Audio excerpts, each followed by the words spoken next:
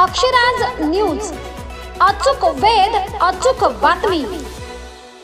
उषा मुंडे यांचा वाढदिवस वृद्धाश्रमात साजरा। गेली 4 वर्ष वृद्धाश्रमातच केला वाढदिवस साजरा।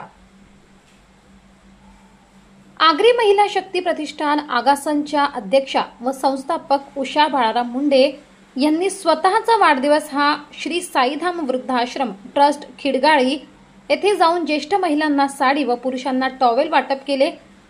यावेळी त्यांच्यासोबत रोटरी क्लबचे अध्यक्ष राजेंद्र पाटील यांनी सुद्धा आश्रमात चिवडा व बिस्किट वाटप केले।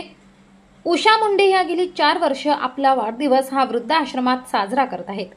वृद्धाश्रमात वाढदिवस साजरा करणे म्हणजे समाजासाठी काहीतरी देणे आणि त्याद्वारे आनंद मिळवणे होय, असे उषा मुंडेंनी आपले मत व्यक्त केले आहे।